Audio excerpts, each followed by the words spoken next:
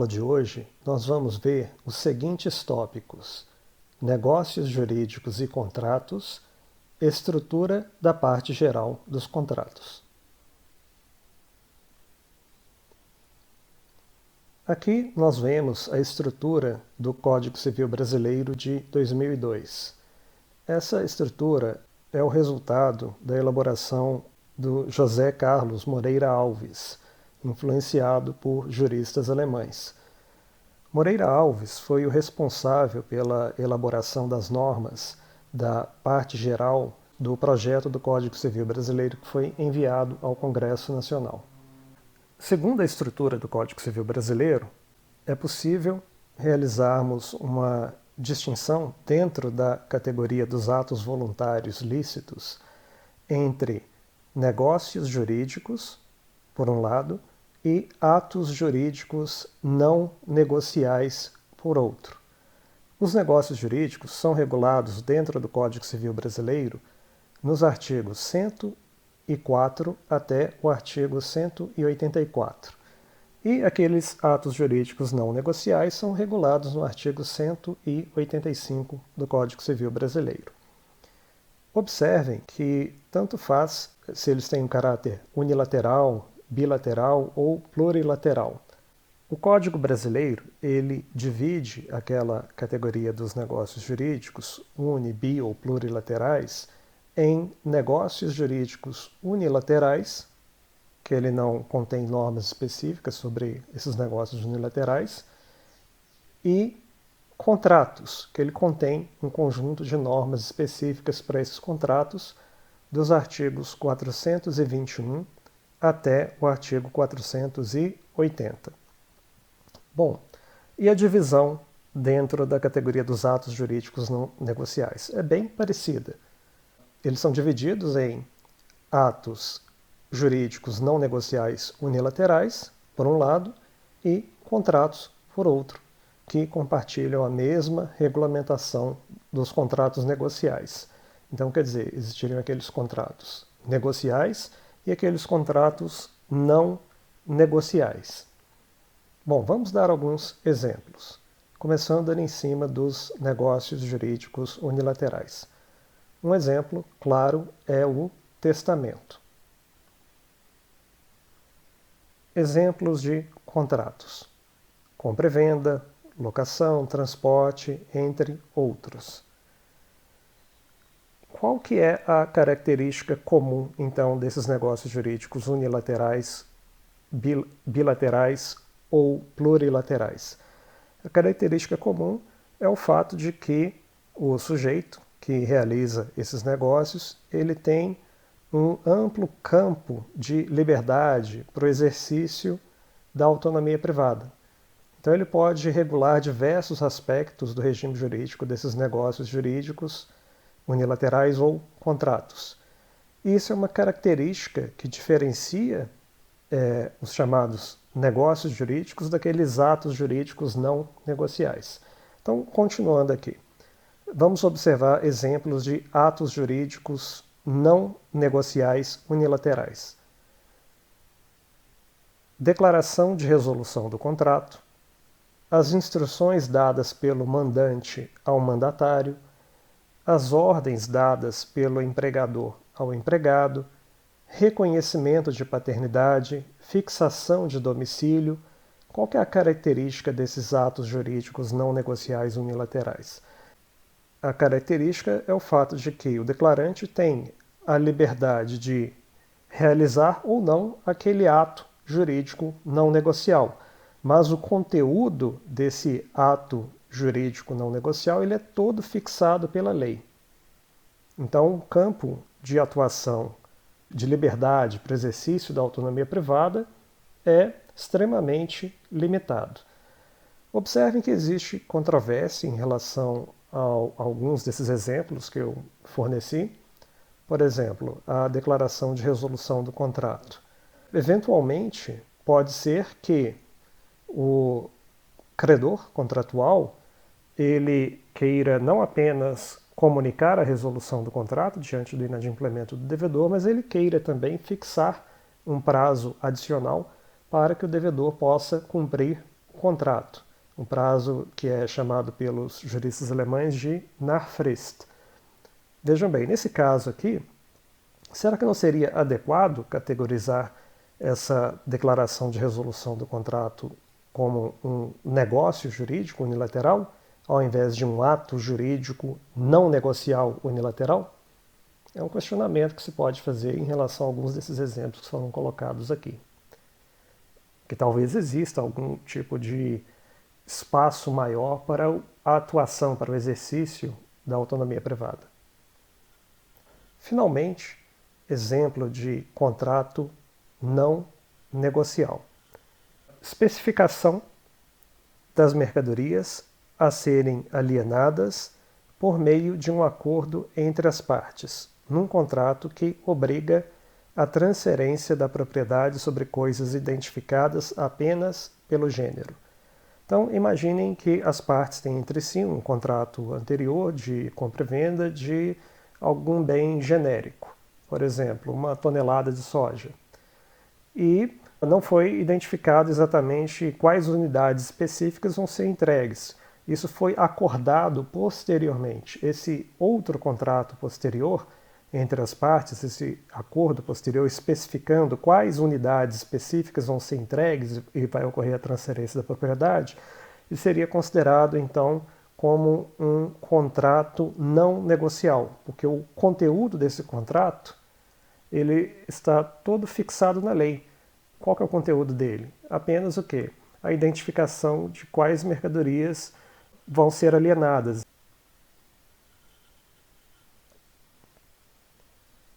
Mas será que realmente é necessário regular esse chamado ato jurídico não negocial? Será que essa figura faz sentido? Observem o que diz o artigo 185. Aos atos jurídicos lícitos que não sejam negócios jurídicos, aplicam-se, no que couber, as disposições do título anterior. E o que diz o título anterior? É o título que regula os negócios jurídicos, dos artigos 104 até o 184. Então, quer dizer, o regime jurídico dos atos jurídicos lícitos não negociais é basicamente o mesmo dos negócios jurídicos. Quase não há diferença. Então, por que separar essa categoria? Por que regular separadamente? O próprio sujeito que introduziu essa categoria no Código Civil Brasileiro de 2002, que foi o Moreira Alves, ele expressou dúvidas sobre a razoabilidade dessa figura. Vamos ver o que ele afirmou. É certo que ainda não está escoimada de imprecisões e de incertezas a construção doutrinária da categoria que Regelsberger denominava atos semelhantes a negócios jurídicos e que, hoje, geralmente é designada pela expressão atos jurídicos em sentido estrito. Atos há que, para alguns, são negócios jurídicos e, para outros, atos jurídicos em sentido estrito. Ainda é casuística a aplicação ou não a esta categoria das normas que disciplinam aquela. Vamos ver o que um jurista italiano, o Francesco Galgano, ele diz a respeito disso. A nossa doutrina se encontrou na condição de dever identificar o tratamento normativo diferenciado de um e do outro, ato e negócios jurídicos. Tal doutrina se lançou à pesquisa, letra A, de uma disciplina comum aos atos jurídicos não negociais, compreendendo por estes os fatos humanos conscientes e voluntários, as declarações de ciência e as participações e comunicações. Letra B. De uma disciplina comum aos atos negociais, que fosse comum aos contratos e às declarações unilaterais de vontade. Sob ambos os aspectos, a pesquisa levou a resultados não positivos. Quer dizer, a doutrina, depois de muito pesquisar o assunto, depois de vários livros escritos sobre o assunto, ela chegou à conclusão simplesmente não tem como distinguir aquelas figuras ali em termos de regime jurídico. Vamos fazer agora uma comparação entre o que pressupõe o Código Civil brasileiro e a realidade. O Código brasileiro pressupõe que, no ato não negocial, os limites da autonomia privada são bastante elevados. O declarante teria a liberdade de realizar ou não o ato, mas os efeitos dele seriam todos fixados pelo ordenamento. Já no caso do negócio jurídico, a liberdade de estipular o conteúdo do negócio seria bem maior, ainda que houvesse limites à autonomia privada quanto a diferentes tipos de negócio. Então aqui eu coloquei de forma esquemática, em azul os limites da autonomia privada, em laranja o escopo da autonomia privada, e observem, o que é pressuposto no Código Brasileiro é que os atos não negociais, os limites da autonomia privada são extremamente elevados, enquanto que o escopo de liberdade para o exercício da autonomia privada é bastante limitado, bastante restrito. É uma pressuposição também, aqui no caso da doutrina, conforme eu citei o Galgano, que existiria um regime jurídico geral e uniforme para esses atos não negociais, o que não corresponde à realidade. E haveria uma fronteira, então, desses atos não negociais em comparação com os negócios jurídicos, que também possuiriam um regime jurídico geral e uniforme diferenciado desses atos não negociais, e a diferença principal em relação aos limites da autonomia privada, que aqui no caso dos negócios jurídicos eles seriam bem menores, e o escopo de liberdade para o exercício da autonomia privada seria bem mais amplo. Bom, esse é o pressuposto do Código Civil brasileiro. Entretanto, na realidade, não existe uma fronteira rígida que distingue, por um lado, os atos não negociais e, por outro, os negócios jurídicos. E o mais importante, conforme apontado por Galgano, não é possível identificar diferenças de regime jurídico entre essas duas figuras. Dependendo da natureza do ato não negocial ou do negócio jurídico em questão, é possível identificar mais diferenças de regime jurídico dentro de cada uma dessas categorias do que entre elas.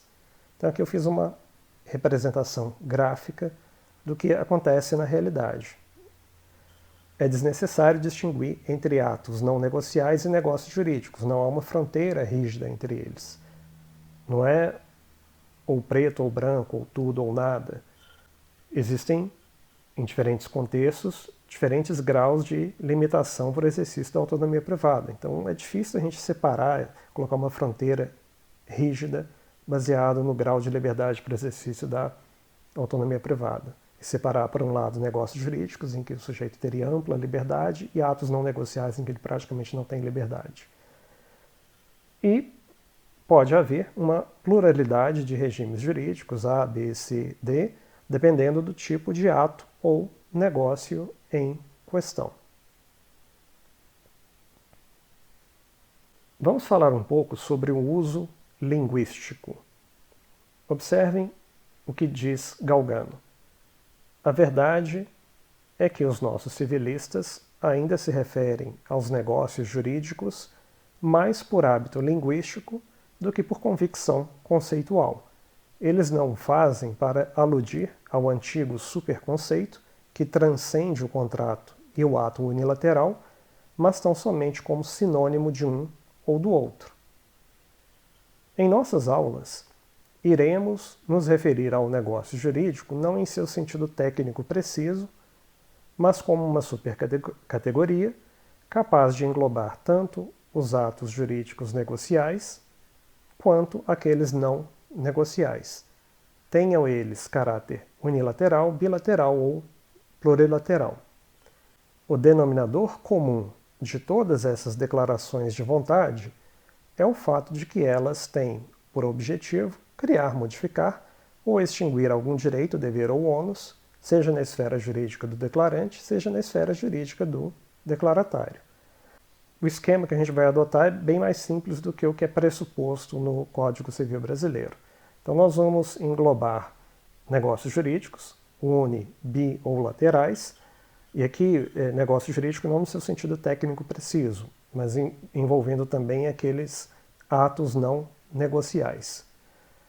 E a gente vai distinguir, dentro dessa categoria dos negócios jurídicos, entre aqueles negócios jurídicos unilaterais e os contratos.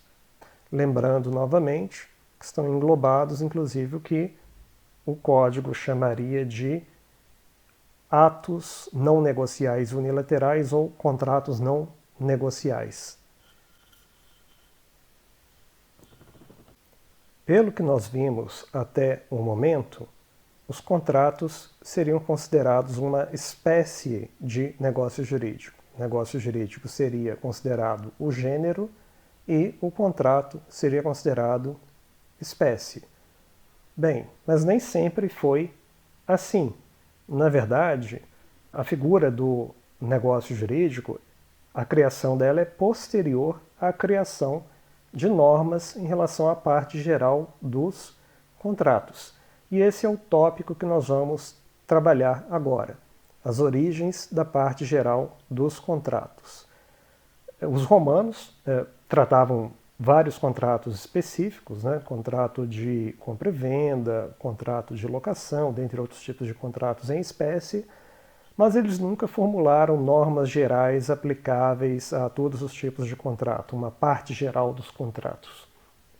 Lembrando que o direito romano, como fruto de uma entidade política coerente, ele praticamente encerrou a sua carreira no século VI depois de Cristo, com a queda do Império Romano do Ocidente. O direito romano ele vem a ser recepcionado na Idade Média por volta do século XI e os juristas europeus começaram a trabalhar em cima daqueles textos jurídicos romanos. Mas as origens de normas relacionadas à parte geral dos contratos é posterior.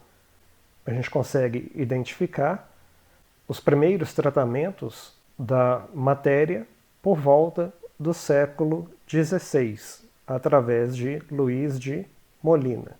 Então, Luís de Molina trata de matéria relacionada aos contratos no seu Tratado de Justitia et Iure, publicado entre 1593 e 1609, na parte De Contractibus, contida no tomo 2, que apareceu em 1597. Trata-se da primeira formulação moderna de uma teoria do contrato, ainda que formulada de acordo com o método escolástico dos problemas, disputationes. Molina aborda os problemas contratuais no contexto da discussão sobre a força vinculante das promessas, promissiones. Posteriormente, Hugo Grocio trata do tema no capítulo 11 do livro 2 de seu De Iure Belli ac Pacis, sob a rubrica de promissis. Um dos requisitos para uma promessa perfeita é o uso da razão, usus rationis, de modo que as promessas dos loucos e das crianças é nula. Em seguida, ele trata detalhadamente do tema do erro, do medo, coação, e do dolo, enquanto fatores que invalidam a promessa. Grocio entra, então, no assunto da matéria promissi, correspondente ao que chamamos hoje de objeto, lidando com a sua existência, possibilidade e licitude. No modus promittendi, Grocio trata das declarações de vontade expressas e tácitas, do poder de representação e da obtenção do consenso por meio de proposta e aceitação. Samuel Pufendorf, em seu De Iure Naturae et Gentium, expande o tratamento dado por Grocio, a quem ele cita constantemente. Pufendorf também lida com a promessa em favor de terceiros, e com a promessa de fato alheio. Ele aborda as condições, lugar e prazos. Por meio de Grocio e Pufendorf, o esquema de uma teoria geral dos pacta e promessas restou substancialmente traçado. Faltava tão somente retirar de tal esquema o filosofismo com que os justnaturalistas habitualmente envolviam os conceitos e figuras do direito romano. Essa foi a tarefa alcançada por Robert Joseph Potier, em seu Traité des Obligations. Com ele, tais noções recuperaram o seu perfil dogmático jurídico. As fontes de Potier foram, em primeiro lugar, o direito romano, mas também Grocio e Pufendorf. Em meio a tais fontes usadas por Potier, se situa o jurista Jean Domas e a sua obra Les lois civiles dans le ordre naturel. Aqui eu elaborei um esquema da exposição dos contratos em Potier para a gente comparar com a estrutura do Código Civil Brasileiro de 2002. No primeiro item, Potier aborda o que é um contrato, que é uma espécie de convenção destinada a criar uma obrigação. Esse é um aspecto importante da abordagem do Potier, por quê? Vejam bem aonde está inserido a matéria relativa aos contratos dentro da estrutura do Código Civil Brasileiro. Está inserido dentro do livro 1 do Direito das Obrigações. Isso significa que só existem contratos, entre aspas, obrigacionais, quer dizer, contratos cujo objetivo é criar vínculo obrigacional? Não. Podem existir contratos com efeitos reais de transferência de propriedade, contratos em outras áreas do direito que não o direito das obrigações. Então, em princípio, essa matéria dos contratos poderia ser realocada, por exemplo, para a parte geral do Código, porque aplicar-se-ia a todas as matérias do direito privado e não apenas ao chamado direito das obrigações. Então, o fato de estar incluído dentro do Código Civil Brasileiro, dentro do livro do direito das obrigações, é um sinal das origens dessas normas relativas à parte geral dos contratos dentro da doutrina baseada na tradição romanista. Potier aborda em seguida a diferença do contrato em relação à policitação ou promessa não aceita, que equivale ao que nós chamamos hoje de proposta contratual. Aonde está regulada a proposta contratual dentro do Código Civil Brasileiro? Está dentro lá da parte geral dos contratos, no capítulo 1, na seção número 2, que lida com a formação dos contratos.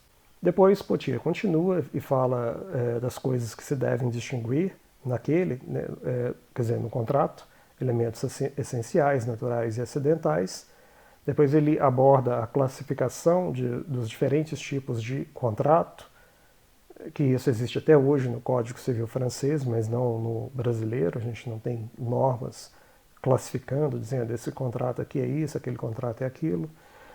Depois, Potier aborda os vícios em geral que podem ser encontrados neles, nos contratos, como o erro, os defeitos de falta de liberdade ou coação, dolo, lesão entre maiores e menores. Esses assuntos se encontram no Código Civil Brasileiro dentro do regime dos negócios jurídicos. E aqui a gente já nota uma primeira diferença da estrutura do Código Civil Brasileiro em comparação com a exposição do Potier. Qual a diferença? A matéria em Potier se encontra na exposição das normas relativas aos contratos em geral. Já no Código Civil Brasileiro, esse assunto ele foi realocado, ele saiu da parte dos contratos, ele entrou na categoria dos negócios jurídicos. Em seguida, o Pottier aborda o defeito da ausência de causa e o défaut de lien, que ocorre quando se deixa ao arbítrio do devedor o cumprimento da obrigação, equivalente ao que a gente chama hoje de condição potestativa. Então não pode ter uma cláusula no contrato dizendo que o devedor se compromete a cumprir apenas se ele quiser. Isso daí é uma condição potestativa, que é proibida. Isso está no artigo 122 do Código Civil Brasileiro. Então, é um outro ponto relativo à matéria dos contratos que no Código Brasileiro foi realocado, saiu da parte dos contratos e entrou na matéria relativa aos negócios jurídicos. Depois, Pottier aborda pessoas que não podem celebrar contratos, equivalente ao que atualmente reconhecemos como o regime jurídico das incapacidades. É um ponto curioso. Por que o Código Brasileiro apresentou esta matéria dentro do regime jurídico das pessoas? Não faz muito sentido. Faz sentido regular dentro das pessoas aquela capacidade genérica de adquirir direitos, contrair obrigações, o início e o fim da personalidade, no caso das pessoas naturais, no caso das pessoas jurídicas, direitos de personalidade, isso tudo faz sentido regular ali. Mas não o que a gente chama de capacidade negocial ou capacidade de fazer negócios jurídicos e contratos. Isso é uma matéria que, a princípio, não deveria estar regulada dentro do regime das pessoas, deveria estar regulado ou dentro dos negócios jurídicos ou dentro dos contratos. Em seguida, Pottier aborda o que pode ser objeto dos contratos, a estipulação em favor de terceiro e a promessa de fato de terceiro. Observem que o Código Brasileiro também aborda esse assunto dentro da parte geral dos contratos. Depois, Pottier aborda os efeitos do contrato e ele aborda também a interpretação do contrato. Essa matéria é tratada no Código Civil Brasileiro dentro da figura do negócio jurídico. E um tópico que não tem relevância para o direito moderno, que é o juramento, que frequentemente é feito junto às convenções.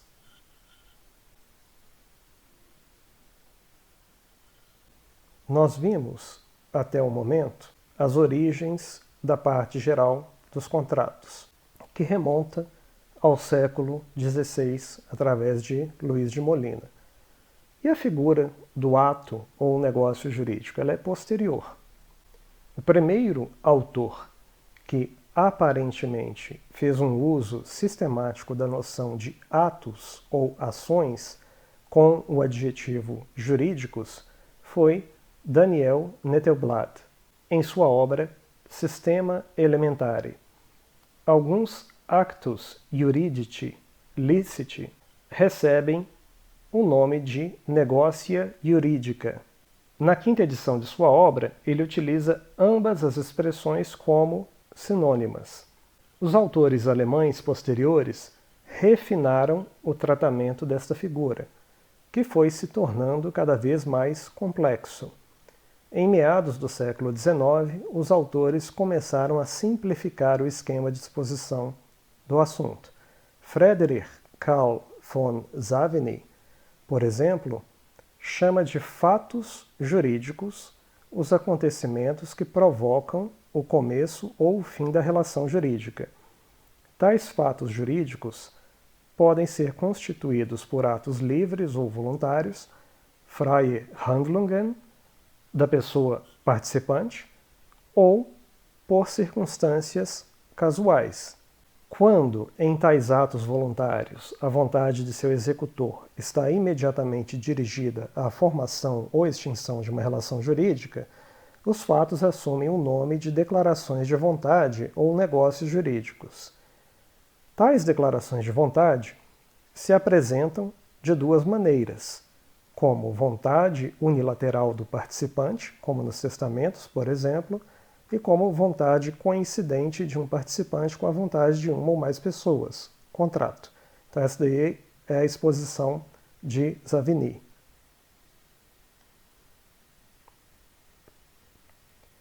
Origens do conteúdo do negócio jurídico.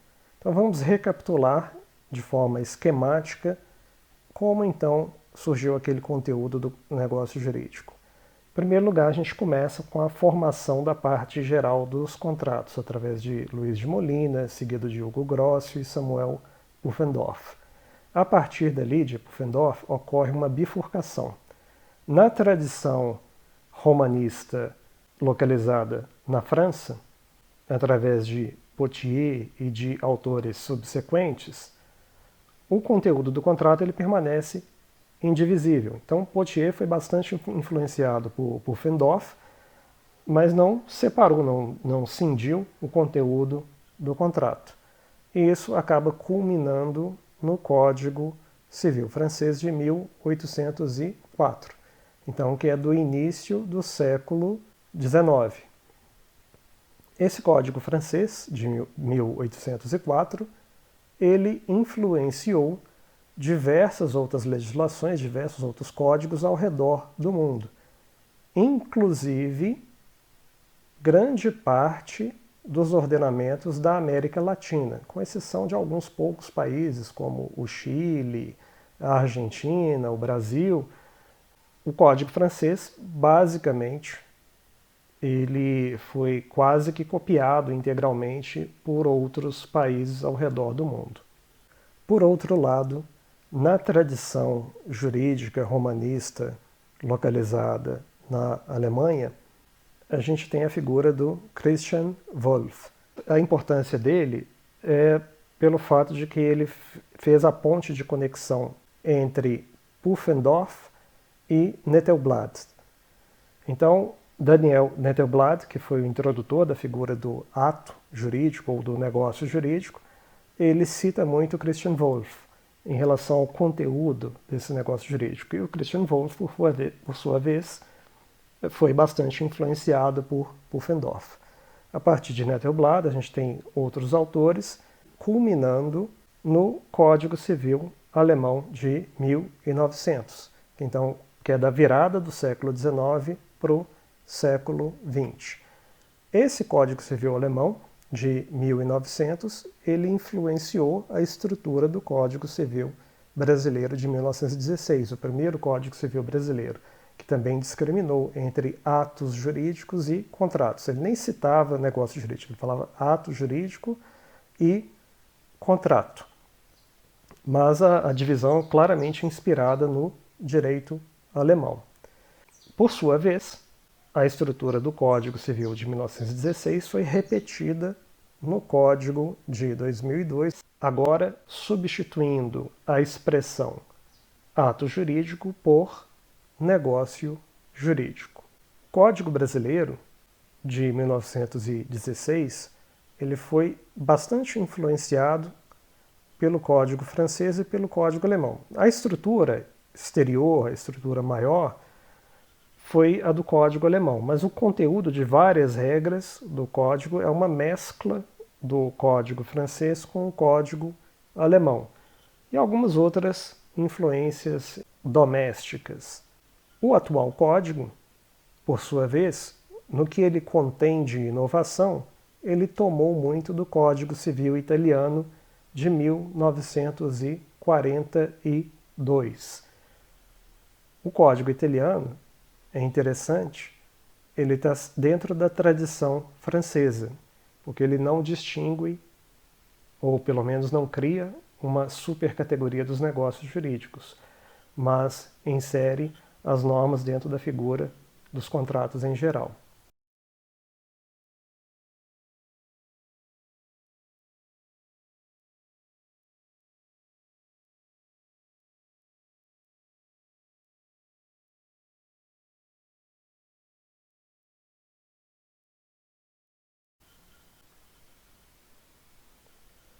Falhas de sistematização do assunto.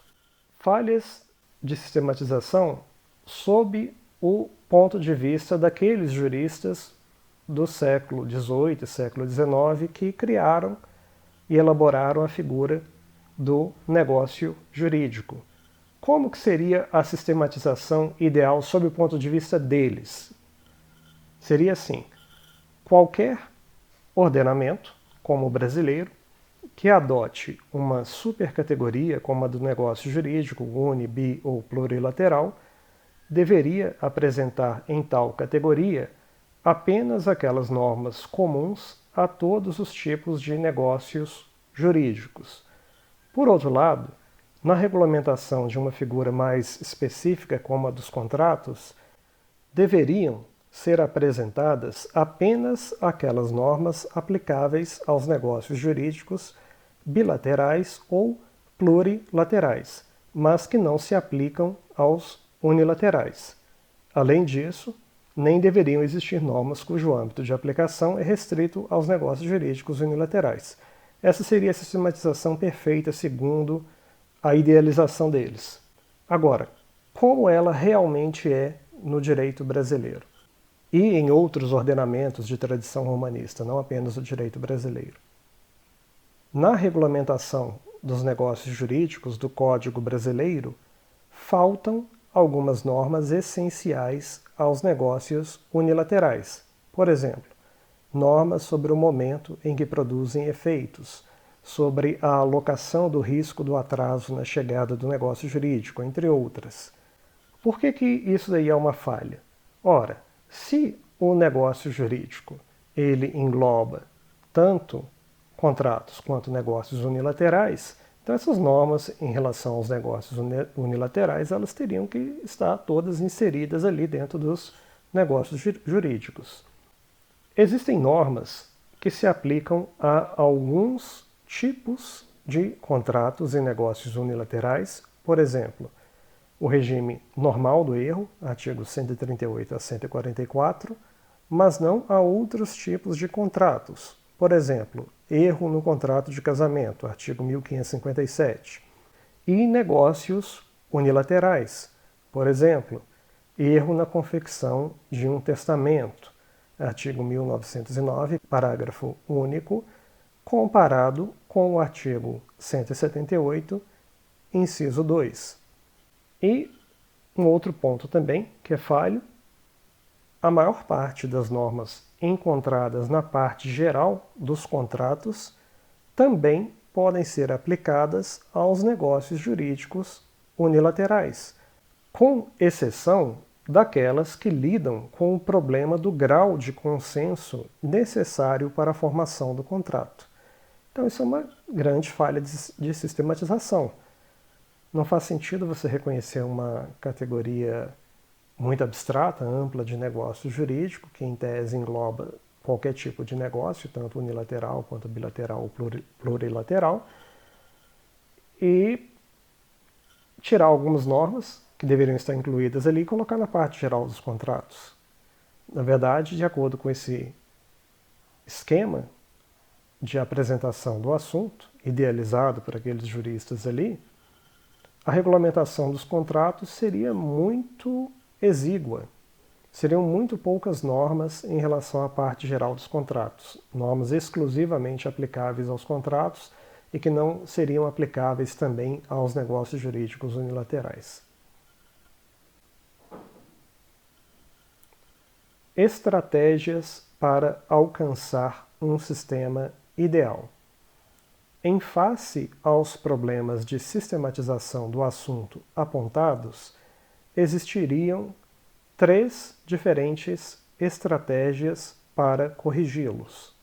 Primeira, o ordenamento poderia acolher uma supercategoria qualquer, com um nome qualquer, por exemplo, negócios jurídicos. Em seguida, ele poderia acolher 2 outras categorias, negócios unilaterais e contratos, para apresentar as poucas normas que seriam exclusivamente aplicadas a cada uma delas. Essa é a primeira estratégia para alcançar uma sistematização ideal. Segunda, o ordenamento poderia colocar quase todas as normas dentro dos negócios unilaterais. Em seguida, ele poderia criar uma norma de ressalva, alertando para a possibilidade de algumas normas não serem aplicáveis aos contratos. Além disso, ele apresentaria separadamente as poucas normas exclusivamente aplicáveis aos contratos. Terceira estratégia. O ordenamento poderia colocar quase todas as normas dentro da parte geral dos contratos. Em seguida, ele poderia criar uma norma de ressalva, alertando para a possibilidade de algumas normas não serem aplicáveis aos negócios unilaterais. Além disso, ele apresentaria separadamente as poucas normas exclusivamente aplicáveis aos negócios unilaterais. Essa foi, com alguns defeitos, a estratégia acolhida pelo Código Civil italiano, que regula os contratos do artigo 1321 ao artigo 1469. Observem a norma de ressalva do Código italiano. Artigo 1324. Normas aplicáveis aos atos unilaterais.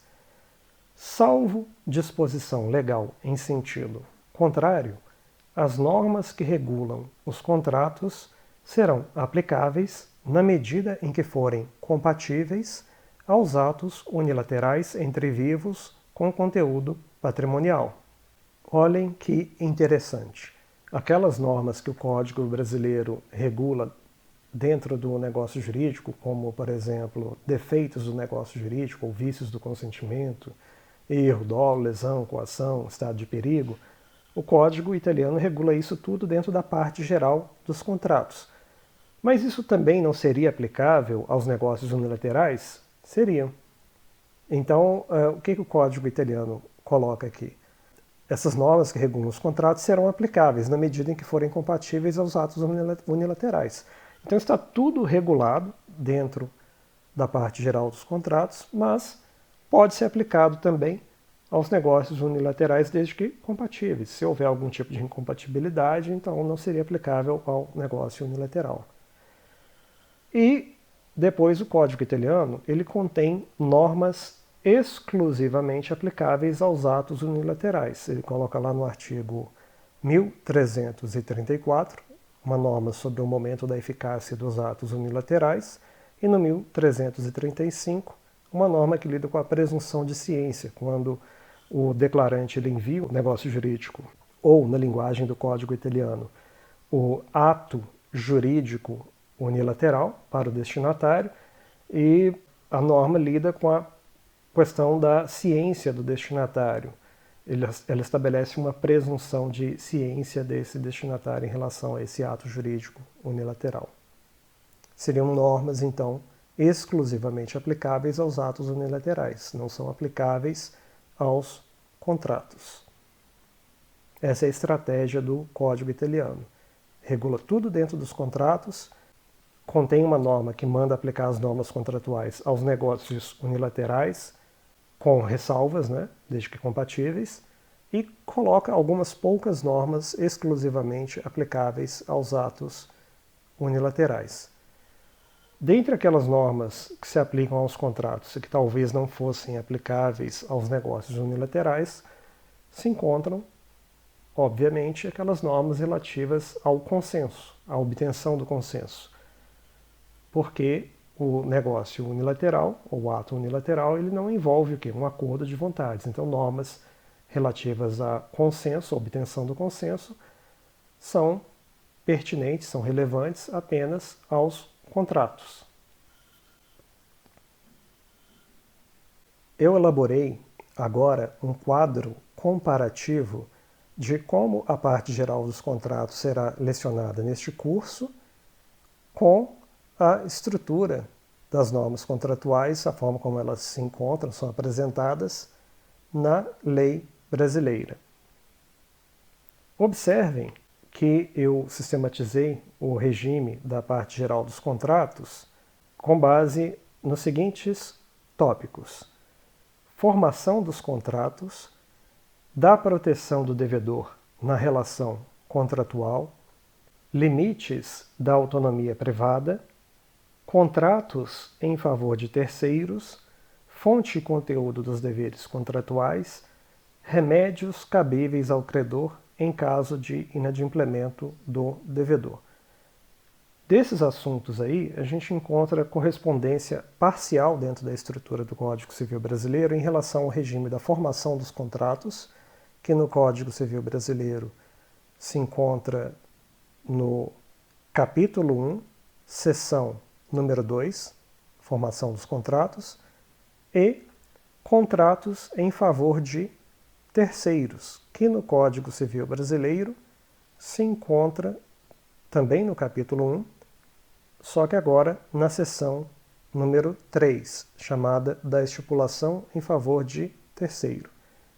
Essa é a única correspondência maior entre a estrutura da matéria dos contratos, que eu vou lecionar neste curso, e a estrutura da legislação brasileira em relação à matéria contratual. Vou justificar agora essa forma de estruturação do assunto.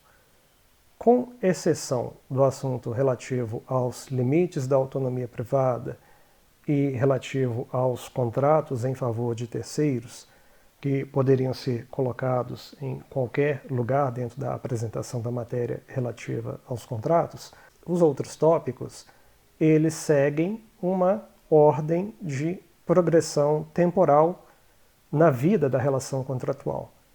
Formação dos contratos, proteção do devedor na relação contratual, fonte e conteúdo dos deveres contratuais, remédios cabíveis ao credor em caso de inadimplemento. O regime da formação dos contratos, ele responde à seguinte pergunta: quando surge, em princípio, o dever de cumprir o contrato? Então, se há a formação do contrato, surge o dever de cumprimento para o devedor. Se não há a formação do contrato, de acordo com aquelas normas ali, não há dever de cumprimento para o devedor. Se não há dever de cumprimento para o devedor, não faz sentido a gente lidar com a proteção do devedor na relação contratual. Quais circunstâncias em que o devedor merece proteção, qual o tipo de proteção que vai ser concedido a ele, até porque ele não está vinculado, porque de acordo com as normas sobre a formação dos contratos, sequer houve a formação da relação contratual. Então não faz sentido lidar com proteção do devedor na relação contratual antes de abordar a formação dos contratos. Então o tópico básico, o primeiro a ser abordado, é o da formação dos contratos. Em seguida, a gente tem que lidar numa ordem lógica de progressão em relação à vida da relação contratual, a gente tem que lidar com a proteção do devedor na relação contratual. Por quê? Porque se o devedor receber algum tipo de proteção na relação contratual, essa proteção ela pode inclusive fazer com que aquele contrato seja extinto, seja modificado ou extinto. E se isso ocorrer, por exemplo, a extinção do contrato, não faz sentido a gente lidar com a fonte e conteúdo dos deveres contratuais. Tudo bem, houve a formação do contrato, só que o devedor recebeu proteção e o contrato foi extinto. Então faz sentido a gente se perguntar qual que é o conteúdo do dever de cumprimento. Não há mais dever a ser cumprido. A gente não tem que elucidar, esmiuçar o que faz parte do dever de cumprir a prestação, se o devedor recebeu a proteção e o contrato já foi extinto naquele momento.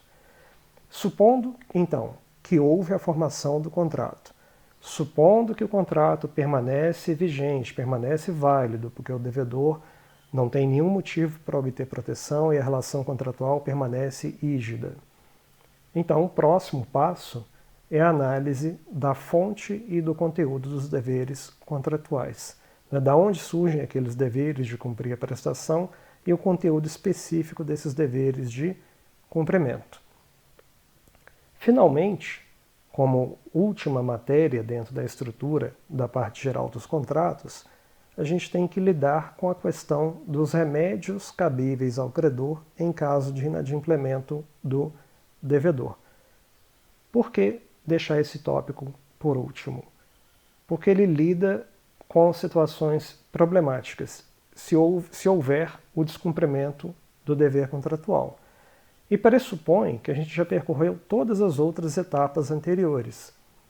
Pressupõe que já houve a formação do contrato, existe um dever de cumprimento, o devedor não recebeu proteção, então esse dever de cumprimento ele permanece. A gente já sabe o conteúdo preciso desse dever de cumprimento e que o devedor descumpriu.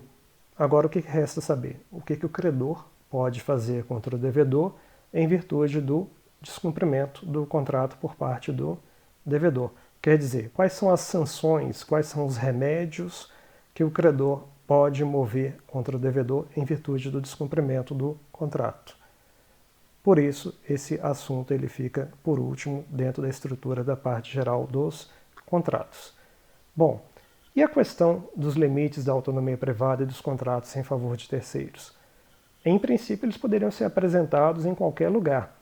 Poderiam ser colocados no início da matéria, no meio da matéria, conforme eu coloquei aqui, ou então no final, não faria a menor diferença. Mas em relação aos demais tópicos, eles têm aquela ordem de progressão. Formação dos contratos, proteção do devedor, fonte e conteúdo dos deveres contratuais e remédios cabíveis ao credor, em caso de inadimplemento do devedor. Observem que o Código Civil Brasileiro ele não possui essa estrutura nessa ordem que eu coloquei. A título de comparação, vejam no capítulo 2, a seção número 4, que lida com a resolução por onerosidade excessiva. Esse é um regime jurídico, um dos regimes jurídicos que fornecem proteção ao devedor na relação contratual. Ora, mas se é o caso da gente aplicar o artigo 478 dentro desse regime da resolução por onerosidade excessiva, é o caso da gente não aplicar, por exemplo, o 475, que estabelece algumas sanções, alguns remédios cabíveis ao credor em caso de descumprimento do contrato por parte do devedor.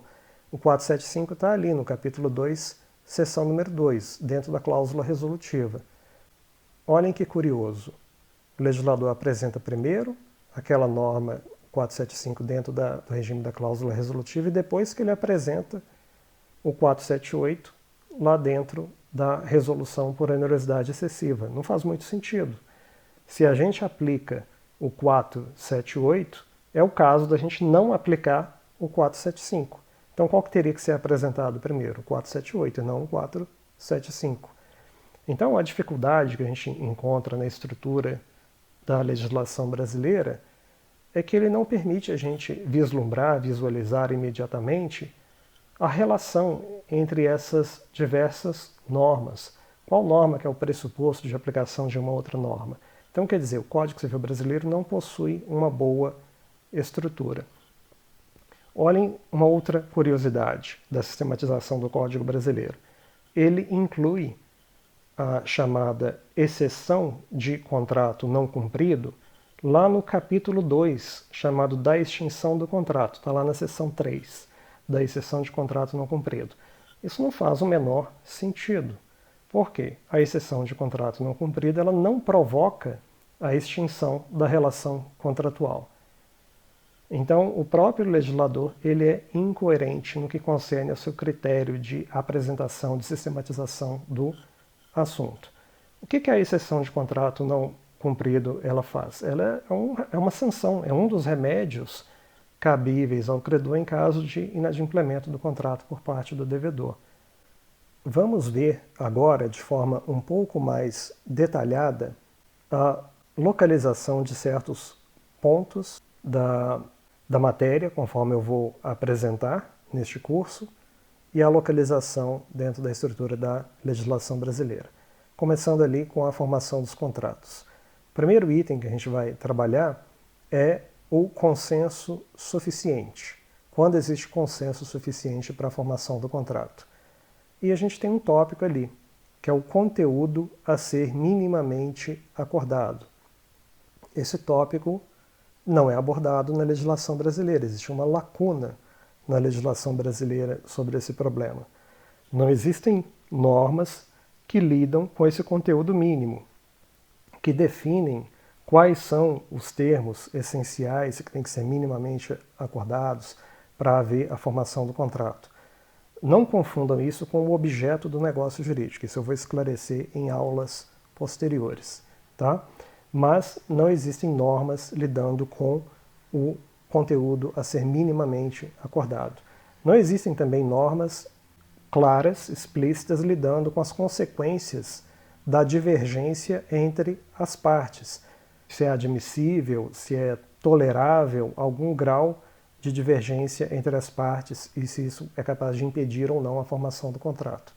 Nós vamos ver que existem normas sobre o assunto que não estão na legislação brasileira.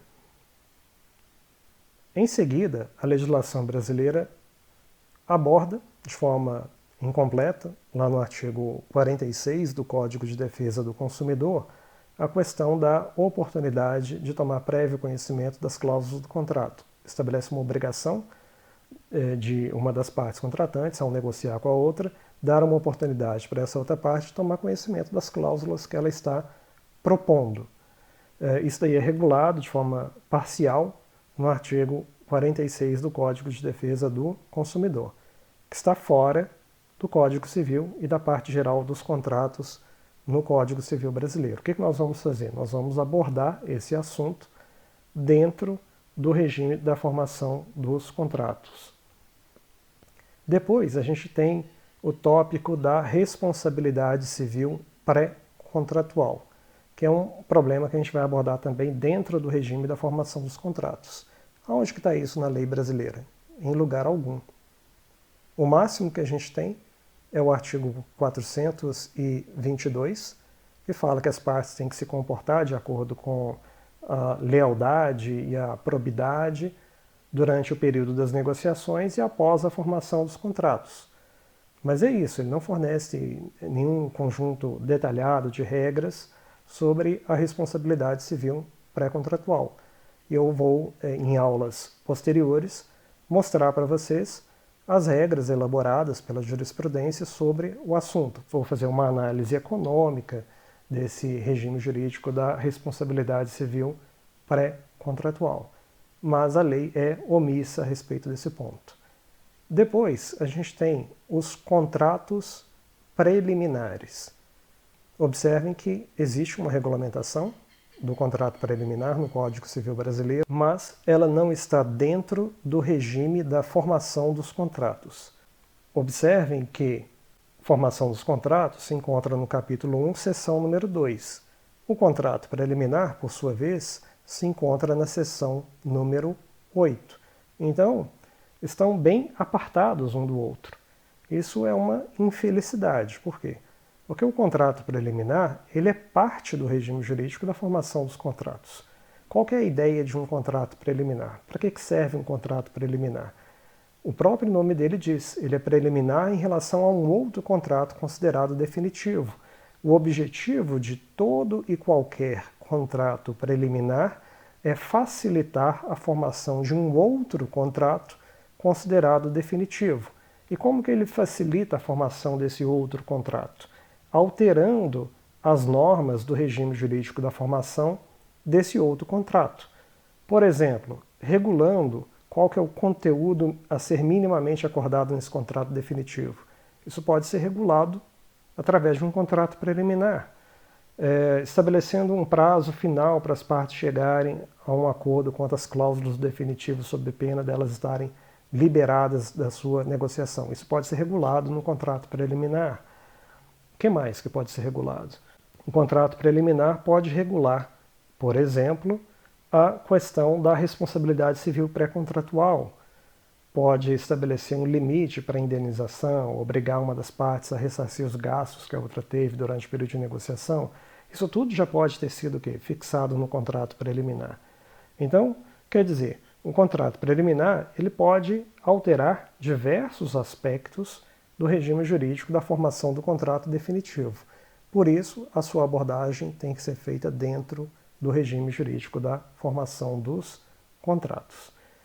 Depois, a gente tem o regime jurídico da proposta e o regime jurídico da aceitação, que é efetivamente o que o Código Civil brasileiro aborda dentro da seção número 2, chamada da formação dos contratos. O que ele aborda ali é basicamente isso: aspectos do regime jurídico da proposta e aspectos do regime jurídico da aceitação. Todos os aspectos não, a gente vai ver depois que existem várias lacunas, várias normas dentro do regime da proposta e do regime da aceitação que o código simplesmente não se pronunciou, ele não abordou.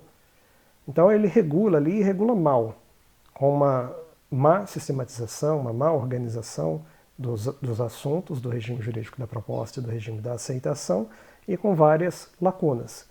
Mas é o que é abordado. Então, a gente não encontra dentro do Código Civil brasileiro, do que ele chama da formação dos contratos, a gente não encontra aquelas normas sobre o consenso suficiente, a gente não encontra normas sobre responsabilidade civil pré-contratual, normas sobre contratos preliminares, nada disso no Código Civil brasileiro está dentro do regime da formação dos contratos. Posteriormente, a gente tem que lidar com a proteção do devedor na relação contratual, começando com a identificação dos motivos de proteção do devedor e das técnicas utilizadas para a sua proteção. E aqui é um ponto bem interessante, porque a gente encontra normas de proteção do devedor na relação contratual distribuídas em vários locais na legislação brasileira, dentro do Código Civil e fora do Código Civil, lá dentro do Código de Defesa do Consumidor. E, quando a gente observa só o Código Civil, em diferentes locais do Código Civil, dentro do regime das pessoas, especialmente o regime das incapacidades, que contém normas de proteção do devedor na relação contratual, dentro do regime dos negócios jurídicos, especialmente dentro dos chamados defeitos do negócio jurídico, onde a gente encontra várias normas de proteção do devedor na relação contratual, na chamada resolução por onerosidade excessiva, que está lá na parte geral dos contratos do Código Civil, são todas elas normas de proteção do devedor na relação contratual. O que nós vamos fazer? Sistematizar, organizar, identificar precisamente os motivos pelos quais o devedor merece proteção, apresentar o regime jurídico daquilo dali de forma mais detalhada, concatenando todos esses assuntos aí, numa abordagem transdisciplinar, fazendo referência a ciências cognitivas, a teoria econômica, a algumas pesquisas na área médica. A gente vai fazer uma abordagem transdisciplinar para entender essa ideia mais ampla dos vícios do consentimento, dos motivos de proteção do devedor na relação contratual. Após essa contextualização mais ampla, essa sistematização, o que nós vamos fazer? Nós vamos entrar de forma mais detalhada no regime jurídico da onerosidade excessiva e no chamado direito de arrependimento nos contratos feitos fora de estabelecimento comercial, que está lá no artigo 49 do CDC, do Código de Defesa do Consumidor.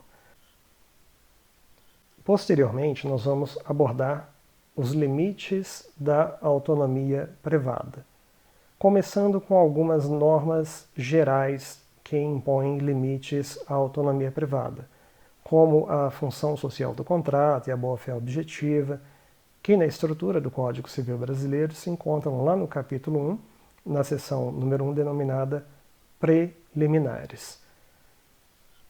Observem que, após a abordagem dessas normas gerais, nós vamos fazer uma apresentação teórica sobre aquelas normas cogentes e semicogentes, aquelas normas contratuais, cogentes e semicogentes. Por que isso? Porque toda vez que a gente encontra uma norma cogente ou uma norma semicogente, a gente está encontrando um limite da autonomia privada. E a localização dessas normas?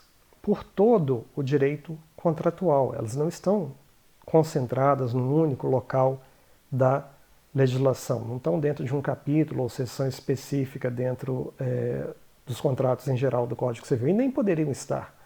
Até porque esse é um assunto que, pela sua própria natureza, ele não pode estar contido.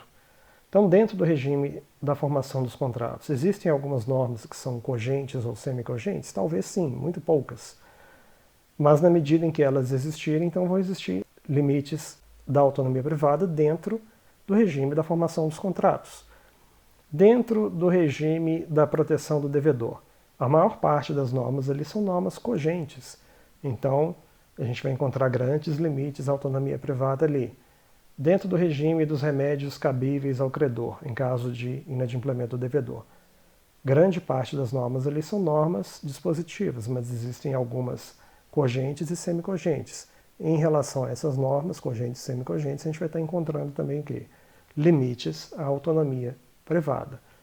Posteriormente, nós vamos lidar com o regime das cláusulas abusivas, que está regulado fora do Código Civil, lá no artigo 51 e incisos do Código de Defesa do Consumidor. Depois, nós vamos ver algumas cláusulas de satisfação do credor, como na hipótese da venda a contento, e a proibição das condições puramente potestativas previstas no artigo 122. Isso é um assunto pertinente à imposição de limites à autonomia privada. Por quê?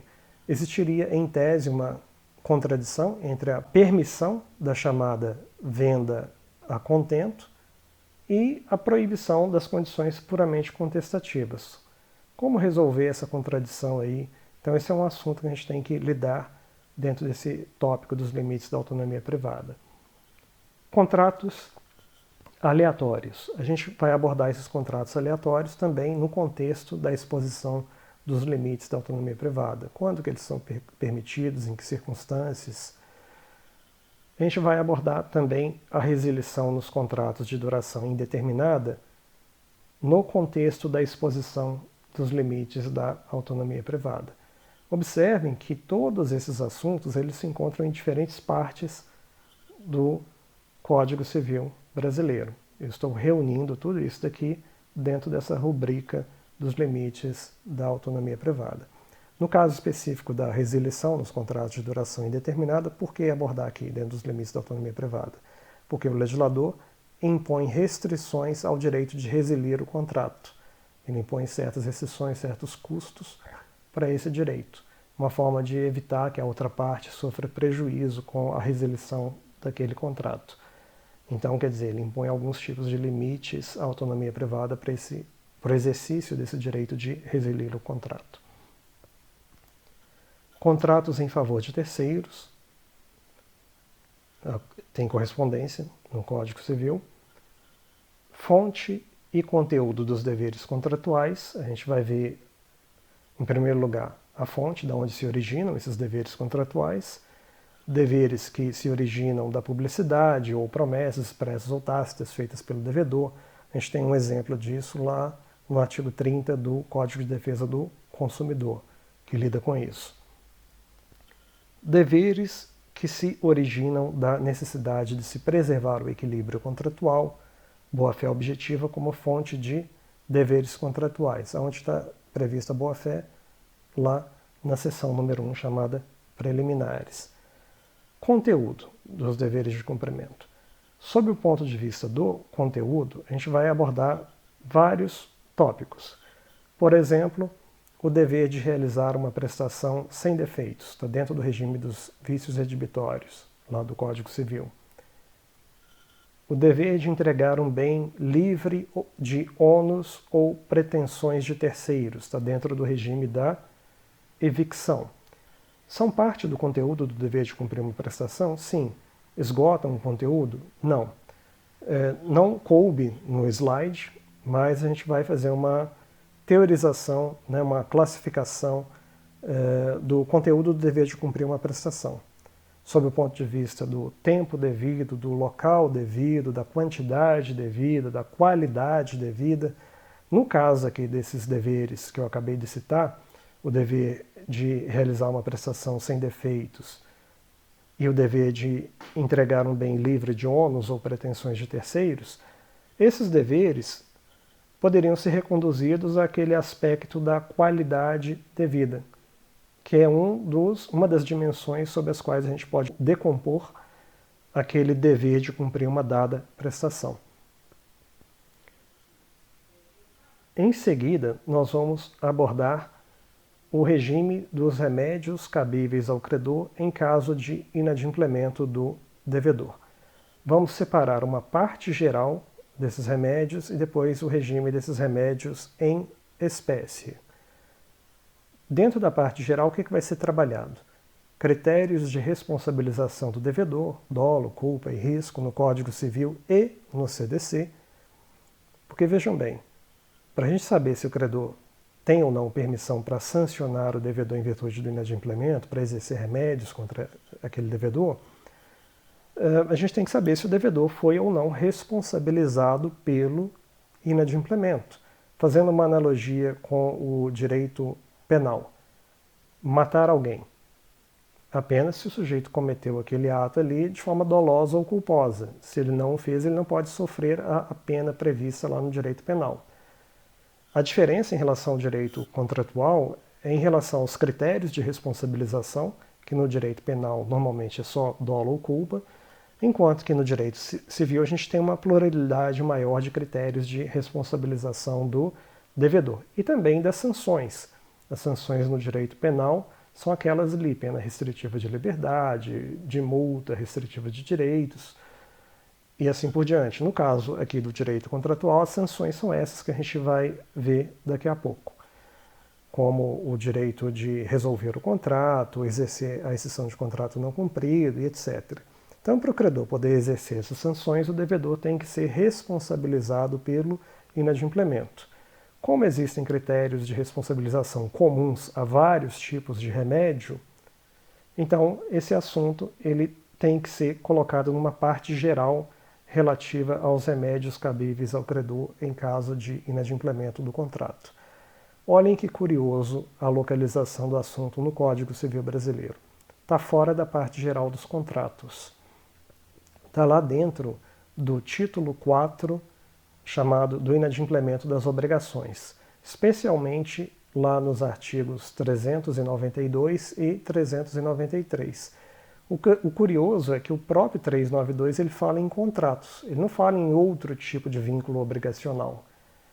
Uma obrigação que é derivada de um dano ou da obtenção de um enriquecimento. Ele fala o quê? De descumprimento de contrato.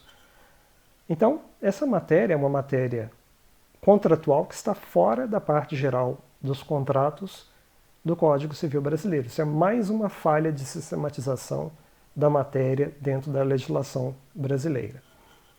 Posteriormente, nós vamos ver alguns problemas de coordenação entre os vários remédios cabíveis ao credor. Hipóteses de incompatibilidade entre si, o Código Civil menciona uma hipótese de incompatibilidade lá na seção número 2, chamada cláusula resolutiva, incompatibilidade entre a resolução do contrato e o cumprimento forçado, o cumprimento específico do contrato. Existem outras hipóteses de incompatibilidade?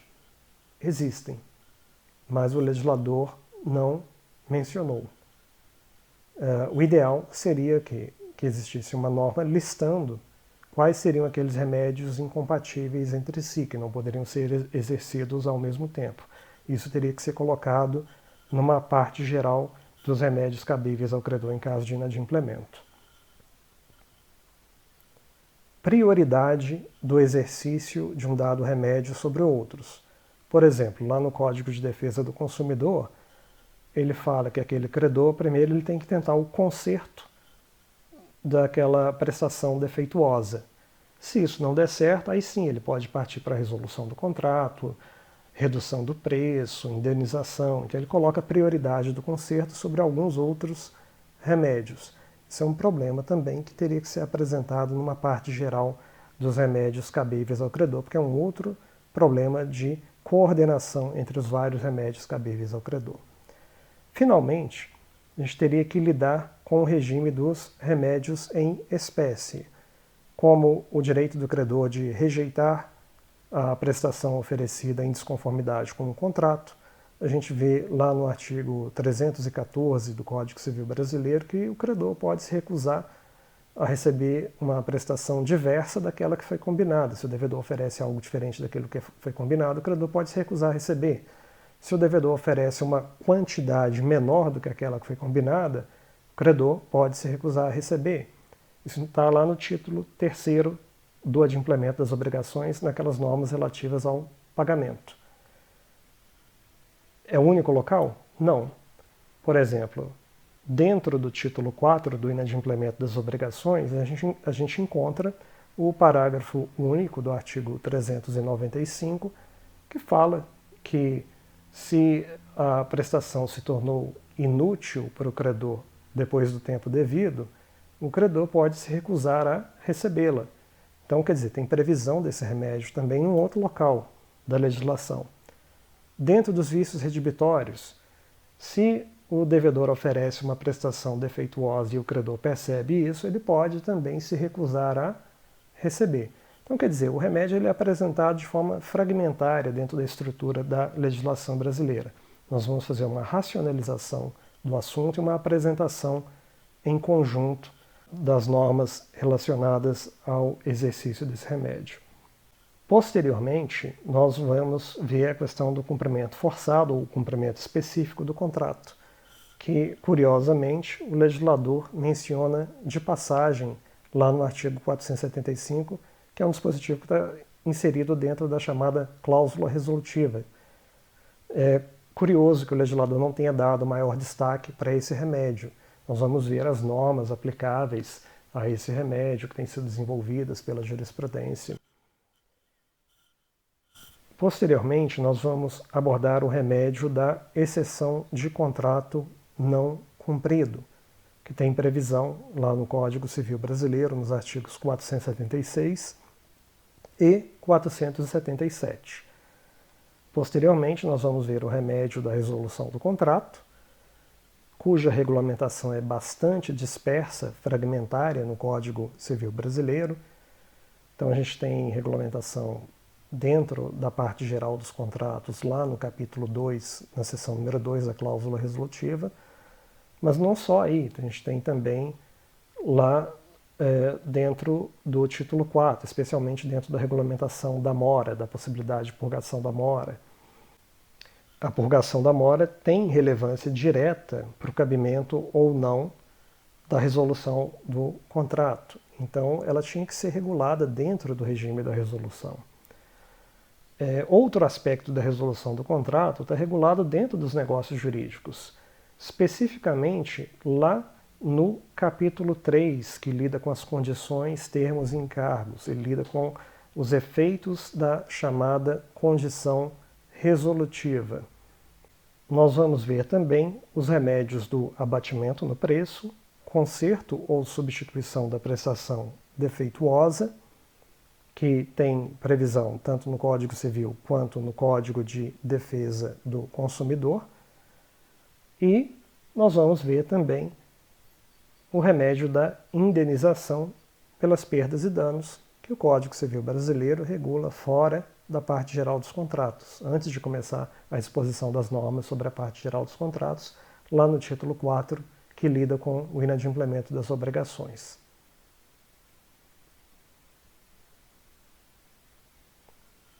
Outros assuntos.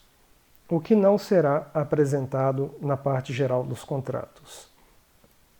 Pagamento. Quem pode pagar? A quem deve ser feito o pagamento? Pagamento forçado através da ação de consignação, imputação do pagamento, perdão da dívida, compensação, indivisibilidade, solidariedade ativa e passiva. Por que esses assuntos não serão apresentados na parte geral dos contratos? O motivo é a alocação destes temas para a suposta parte geral das obrigações. Observe-se, a título de curiosidade, que certos temas, como o regime geral da prescrição decadência, deveriam sair da parte geral do Código Civil e serem realocados para a parte geral do direito das obrigações.